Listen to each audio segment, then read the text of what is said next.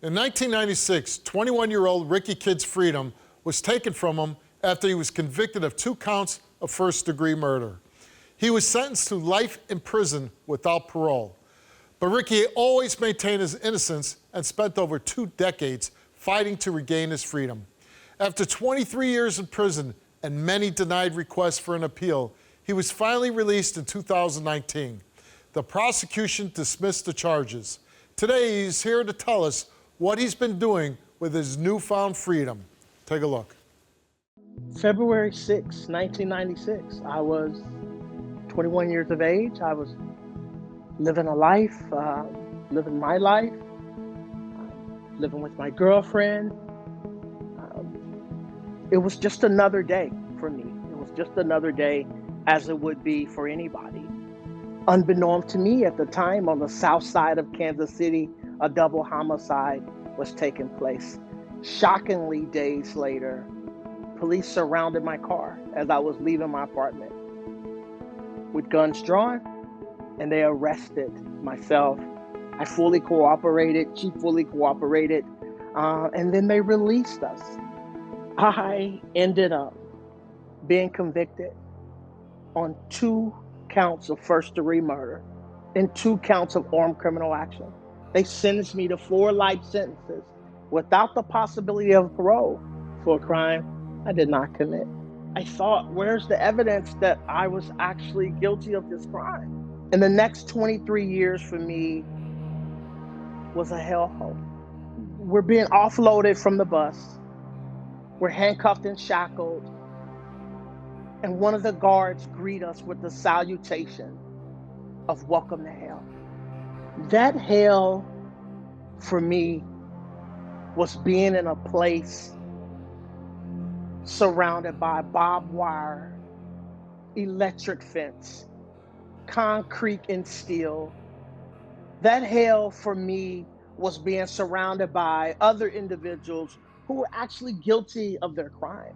Rapists, murderers, robbers, men who were convicted of their crimes but were not done committing their crimes. Inside prison, whispers began to come fast, to be careful and to watch my back. Whistles. I'm a 21-year-old, not bad looking guy. Whistles would come from across the yard of guys whistling as if they would whistle at a female, but they're whistling at me and others. I'm in rural America, where a lot of these individuals, staff members, haven't had a lot of interactions with African Americans, so they treated us different. They treated us as if all of us belong there. I'm going to treat you less than the human that you are. I had to find a way to get out of my nightmare. And the only way out is through an appeal process. So I began to immediately learn about the appeal process. I would go to the law library, I would look at cases, I would reach out to lawyers, to organizations, to media, to anybody with eyes and ears and say, hey, I'm innocent, I need help. I need help. I lost 11 times before I finally won the last appeal. One of my lawyers picked up the phone. Another lawyer had got on the phone, and that is when he said, you're free. You're a free man. The judge has decided to set you free. I waited 23 years and 3 months for this decision. And I cried my hardest cry for about 20 minutes, but it was the best feeling that I ever experienced. And so indeed, I was free. I was free. The next day, August 15, 2019, the judge had released the order that set me free, and I was free indeed. And I thought about this long and hard over the 23 years in prison. If I was ever to regain my freedom, what would I want that to look like?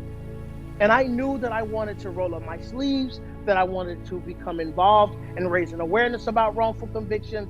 I had taken the time to study the issues of wrongful convictions, And so when I came home, I did not grow grass under my feet.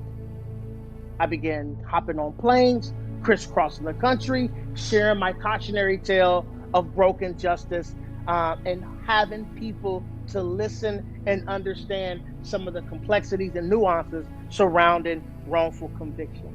I saw the issue of wrongful convictions as a silent crisis in America, and I wanted to use my voice to be that voice for those who are voiceless. I found my purpose. I found my passion. I found the love of my life. We end up having a baby, a beautiful baby. Life turned full circle for me. And for 23 years and 3 months, I experienced the downside of it all.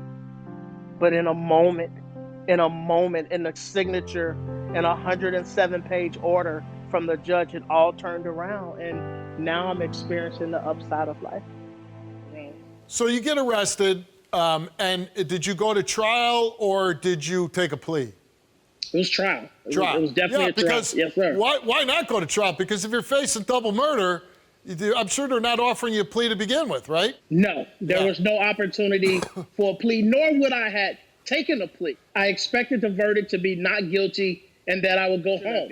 Now, Ricky, how are you so happy in life right now? It was a choice, Steve. It was a choice. And we all have that choice. You could be bitter or you could be better.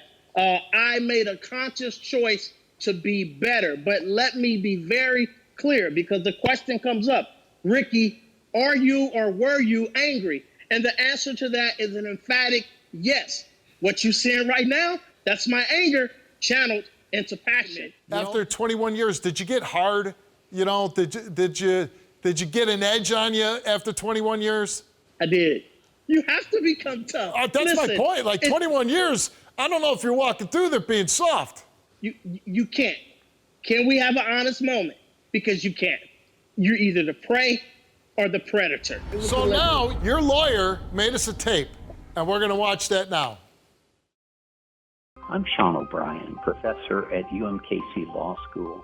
I met Ricky Kidd in 2006 when an investigator called his case to my attention, and he showed me things that convinced me at first that he didn't get a fair trial.